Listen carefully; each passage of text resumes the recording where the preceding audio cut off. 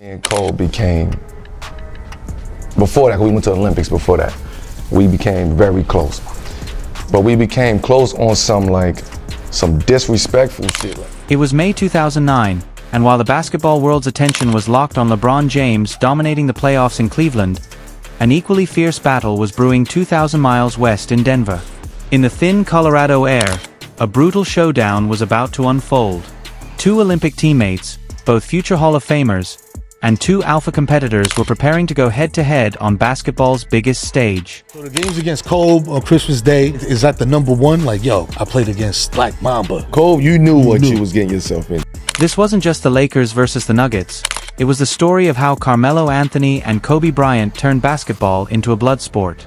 What began as a foundation of mutual respect quickly erupted into all-out warfare. And by the end, this playoff series reshaped everything people thought they knew about championship heart. I mean, we hugged before the game. He was like, War. "It's war." Yeah. I said, "It's war. Like, let's get it. Like, it ain't gonna be nothing easy." And I just remember him. He always would tell me, "I'll guard you in the fourth, because they ain't gonna make no calls on me. They ain't gonna call no shit on me in the fourth." The 2009 Western Conference Finals wasn't supposed to feel personal. The Lakers, led by Kobe Bryant at the height of his championship obsession, entered as the heavy favorites. The Nuggets, driven by Carmelo Anthony's relentless scoring, were viewed as nothing more than gritty underdogs fresh off upsetting the Hornets. But the series quickly became more than just a fight for a spot in the finals. It turned into a battle of pride, ego, and two Olympic teammates discovering what true competition looked like when the stakes were at their highest. As Carmelo later admitted, "That was my moment with Kobe. Before that, we went to the Olympics, got real close, but close on some disrespectful *T. You know Kobe, he going right at your neck." That was my moment where me and Cole became, before that, we went to the Olympics before that, we became very close. But we became close on some disrespectful shit. Like, Cole, you know Cole, man. Going at your neck. He going at your neck, he's saying shit to you, elbowing you. I had my braids back then too, so he touching my hair. I'm like, yo, like, what the fuck is he doing? The Lakers entered the Western Conference Finals like a well-oiled machine. 8 straight wins behind them, Kobe Bryant dismantling defenses with a cold-blooded 30 points a night, reminding the world why he was the closest thing the league had seen to Michael Jordan. In Denver, Carmelo Anthony was rewriting his own story. Averaging 26 a game through the first 2 rounds, he silenced the critics who doubted his ability to rise in May. Melo wasn't just scoring, he was imposing his will, finally showing flashes of the generational bucket-getter he was destined to be. But this series wasn't about numbers, efficiency, or analytics. It was about legacy, about proving who truly belonged among the greats. Kobe versus Melo, alpha against alpha, with respect and reputations hanging in the balance. Will this championship be special or just the same doing it without Shaquille? You know, a lot of people make a lot out of that. Yeah. People that don't know what they're talking about make a lot out of that. You know, the truth is he never would have won without me. And we never would have won without Fisher, Robert, Horry, Phil, and everybody else. Game 1 of the 2009 Western Conference Finals didn't look like basketball. It looked like a duel carved into hardwood. Staples Center was alive for Kobe Bryant, the crowd anticipating another masterclass, and he delivered. 40 points built on flawless footwork, mid-range daggers that felt inevitable, drives that bulldozed through contact, and free throws on command. It was vintage Mamba, the kind of performance that crushed opponents before the series even began. But Carmelo Anthony refused to play the victim. He wasn't intimidated, and he wasn't deferential. He came to trade blows. Dropping 39 points on ruthless efficiency, Melo answered every Kobe bucket with one of his own. Kobe hit a fadeaway, Melo buried a pull-up over a contest. Kobe slashed to the rim, Melo muscled his way to the line. 4 years, stars had wilted under Kobe's glare. The moment he locked in, they disappeared. But Melo was different. He smiled at the challenge, barked back, and embraced the fire.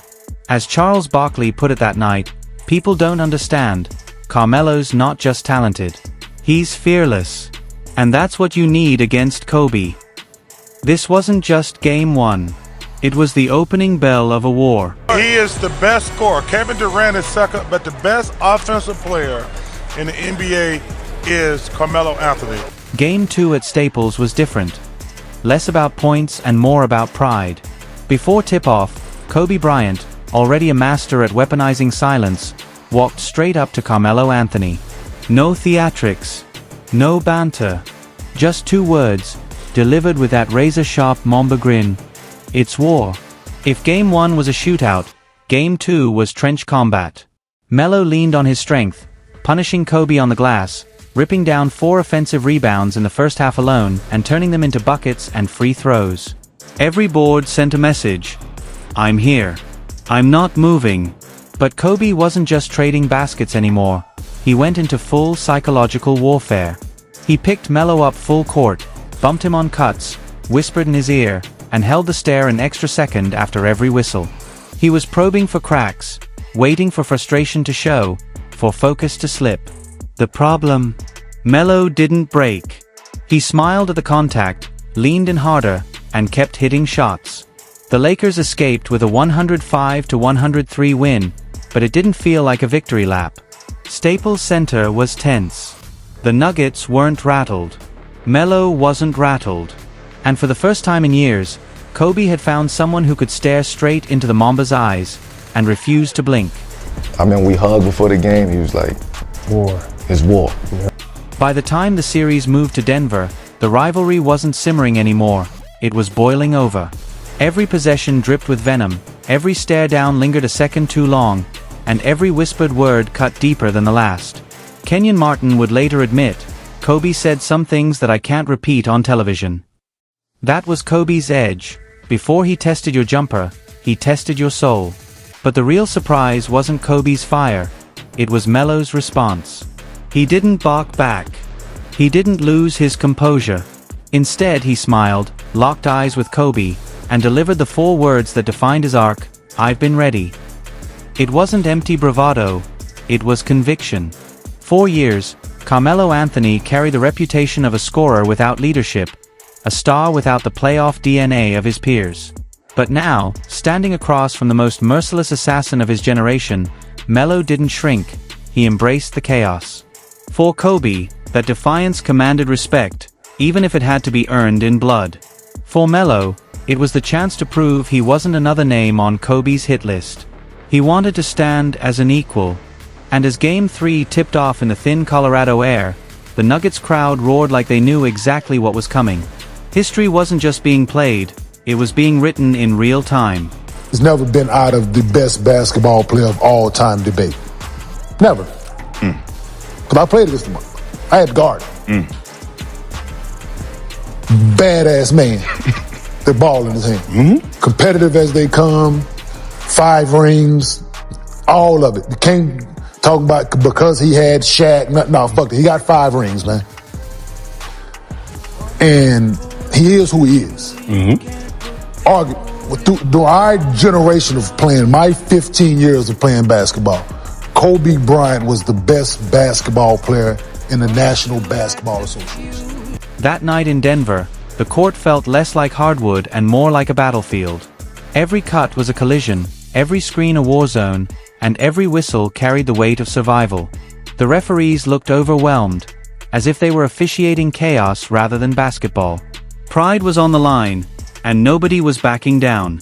Kobe Bryant was relentless, carving up double teams with fadeaways, storming the rim like a predator, and barking at the Nuggets bench after every dagger.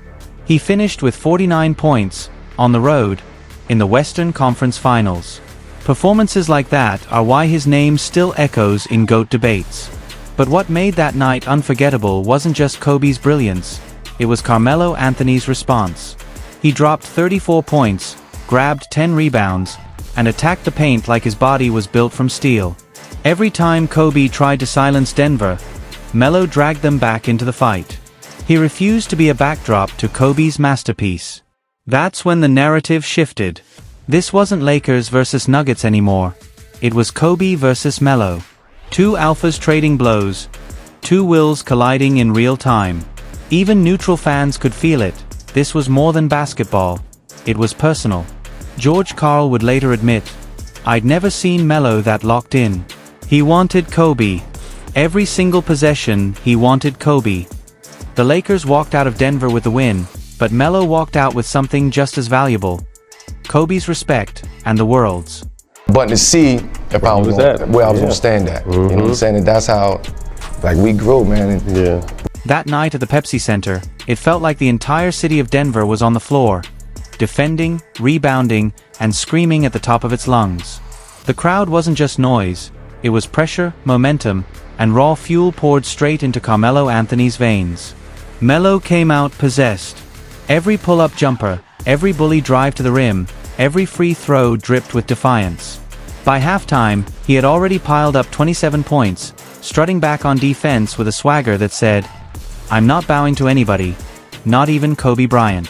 In that moment, the narrative flipped. The Lakers weren't staring down a plucky underdog anymore, they were staring at an equal. Maybe even their reflection. Kobe, the man who usually bent the emotional tempo of games to his will, suddenly found himself reacting. Melo was dictating the pace, dictating the energy, dictating belief. Jeff Van Gundy captured it best on the broadcast: "This isn't supposed to happen. You don't go shot for shot with Kobe Bryant in the Western Conference Finals." But Melo?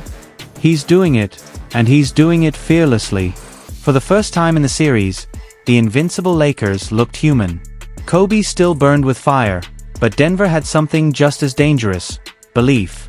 And belief, inside that volcanic arena, was a weapon sharper than any fadeaway dagger. The Nuggets weren't just surviving anymore. They were hunting. I think I caught cold one time on Christmas. Y'all both had 34. Yeah, but that was a game that was like, this is Christmas in LA. That was Melo versus Kobe. Yeah, like I knew that. And he knew that. Yeah, we want to win, but it ain't matter what. I know the stipulations of this game. Right. He knows the stipulations of this game. Let's go. And was he it's talking Christmas. Shit? Like, everybody's watching. Yeah. The whole world is watching. I'm shooting this 1,000 times. Like, Facts. well, you know what we're here for. Fuck you passing the ball for. Like, so I'm was he tell you that shit like in Italian? Like, yo, just like, like all this. That energy was crazy on Christmas. And you had to be there to really understand. That's where the Western Conference Finals became something bigger than basketball. Phil Jackson had coached Jordan. He'd coached Shaq. He knew what greatness looked like under fire, and he recognized the familiar rhythm building inside Kobe Bryant. Coming out of halftime, the Lakers didn't panic, didn't scramble, didn't reinvent the wheel. They chose something simpler, deadlier. They put the ball in Kobe's hands and cleared the stage. Melo was still a storm, ripping through defenders, pounding his chest, feeding off the Pepsi Center's volcanic energy. Every bucket was a statement, a roar, a declaration that he belonged. But Kobe shifted into that otherworldly gear only he possessed. Fadeaways that bent physics. Pull-ups over double teams. Cold-blooded threes that landed like executioner's strikes. And after every make, no flex, no chatter. Just that icy scowl. Melo was fire. Kobe was steel. One was chaos, the other inevitability. The third quarter turned into pure theater. Melo's fury lit up the building, but Kobe's precision silenced it in equal measure. Shot for shot, answer for answer, it felt less like a game and more like two warriors dueling for the soul of the series. By the time the fourth quarter arrived, the weight of history seemed to hang in the air. The arena thundered, but the ghosts of Staples hovered around Kobe, whispering, steadying, reminding him this was his moment. And that was Phil Jackson's genius. He didn't need a new scheme. But I was upset because people don't understand him. And he is a genius in every sense of the word. And how he sees the game, how he sees the spirituality of the game. And people don't understand that. And worse than that, they're intimidated by that. And even worse, they try to discredit that because they do not have the level of passion and obsessiveness to get to that level.